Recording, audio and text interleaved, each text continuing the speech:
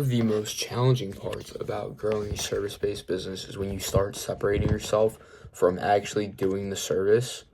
Um, yeah, because when you're a small business owner, like you do everything. Your customers know you. They come because like part of the reason they work with you is because they like you. So it's very tricky to try to kind of pass the torch to new people.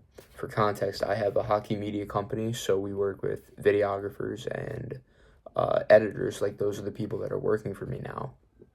And I just recently ran into this issue where one of our customers was like, I had, first of all, the editor that I had do the work didn't do the work like in time. It was late. It wasn't great. It was a very bad start. Luckily, I have a lot of new editors I've been working with, so this guy's gonna have to cut it. So frustrating in the first place, right? So then I explain to this customer that I apologize, like, this is taking longer than usual. We're working with some new people, etc. And this customer was frustrated, I would say. It was like it was a calm frustration, but it was like, oh, I feel kind of like uneasy that someone else is doing this for me. Like, I don't know, like part of the reason we work with you is because of you, like we trust you, etc.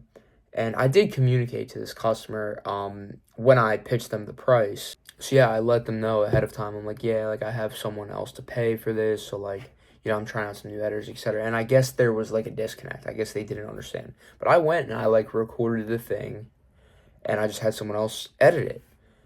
And now I'm getting flack for it. And it frustrates me, but it frustrates me because it's like, why do you, like, I'm almost getting mad at the customer, which, like, I shouldn't be, but I'm almost getting, it's like, why do you feel like you're entitled to, like, shouldn't you just care that you get a good product? Like, why do you feel like you're entitled to me? Like, it almost feels like there are absolutely customers who want your business to stay small because they like when it stays small. They like that it's just like you get all the attention. They feel like they're helping you out by giving you business, which like, and it gets to a point where that starts to become absurd because I could have turned down this job and been perfectly fine. So it's frustrating when stuff like that happens. I don't really have any good value to add to this video. This is kind of just like, shit, I haven't recorded a YouTube video in a while. Let me talk about what's going on.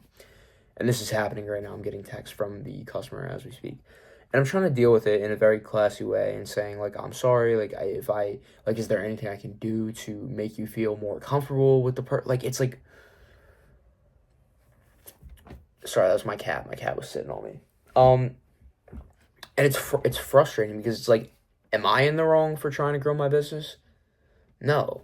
In this particular scenario, the fact that this editor is taking longer than usual, and I had to bring up the fact that this isn't me, or else it would have been done already, like, yes, that's a problem. And maybe that's a mistake, too, by saying, like, oh, this isn't, like, I'm kind of placing the blame off me, which almost separates the person from my company, because hypothetically, like, I should be taking all the responsibility for what my company's doing. But, like, this is a new editor, and this was the first real project they've done, so not a great start. But I don't know.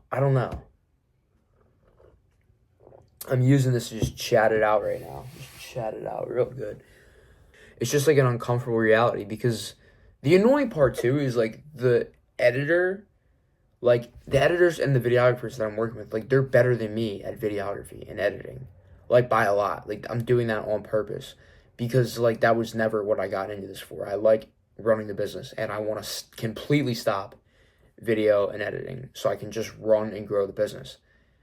But it's like I was the one who started. And like all these people have connections with me. It's like a personal thing. And that's hard because like as you grow the business, like the less you're going to be, because then you're going to get a customer service person at one point. Like the less you're going to be involved with working with the people who helped you get to where you are. And this particular person that I'm discussing this video is for, like I don't think any of our, like, there would be a few, but I don't think most of our customers would be frustrated about this. But it's almost making me frustrated at the person, too, that they're like, why do you think you're entitled? Like, it sounds shitty, but, like, you're hiring Puck Pro Media. You're not hiring Jack Smalley. And I don't know, maybe I'm not making it clear that like that's what I'm trying to do. Most people know. Most people know that I'm like actively trying to grow this business and get people working for me. And most people are supportive of that because they've had good experiences with me, which translate from trust in me into trust that I'm going to bring good people in. This is a really unfortunate scenario because this kid shit in the bed. I mean, I did all the screening, we did test projects, like I expected it to be good. I set expectations, and it's just shit in the bed. So, but this first time I'm going to learn it's not going to happen again. So it's a problem that's very much going to happen, but it's also an unfortunate scenario where it's like it's not looking the best for me in the like issue that we're having. But it really does make me mad. It makes, and it sounds so terrible, but it makes me mad that my customers are not, like, they just expect me to do everything. It's like, this is not my commodity. Like, this is my bit. Like, you're not hiring, I don't know, maybe some people are, but like, that's the tricky balance. So I don't know. That's all I got going on. This is going to be like an uncut video for the most part, except for the one thing I said earlier, which I'd prefer to be cut out of the video because I just not a humongously great look. But yeah, it's tough. I mean, and this is a case for like any service-based business, I think, because, you know, if you're mowing lawns, like, the people know you, they like you. What happens if you have to start hiring people to go mow the lawn so you can mow more? But it's like, that's the only fucking way the business grows. So it's like, are your customers going to get mad that you're trying to grow? And the answer is yes. Like, some of them will. And that's frustrating because, you know, they act like they want the best for you. But then when you try to start pursuing that, they're like, no, slow down. Like, come back to me. Like, I need you. I need that personalized service. And this is actually funny because I'm looking into getting jaw surgery, right? And the orthodontist that I've gone to my whole life, he hired 2 new people, and my parents were kind of frustrated. And like, I guess I kind of, but I understood it through like a business lens. They were frustrated that he had 2 new doctors. They're like, oh no, like, you're gonna be working with the new doctors.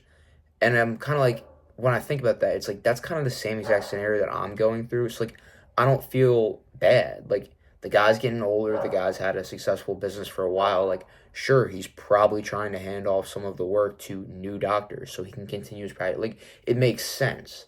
Like, I see that through the business lens. But like, a lot of people don't. And when I, dude, my shoulders, Loki, like, not a, I, bro, I haven't even freaking, not bad. But that's pretty much it for the video. I just did a little flex session to end it, I guess. But yeah, it's frustrating. I don't know. I'm sure if you have a service-based business, you're probably going through the same thing.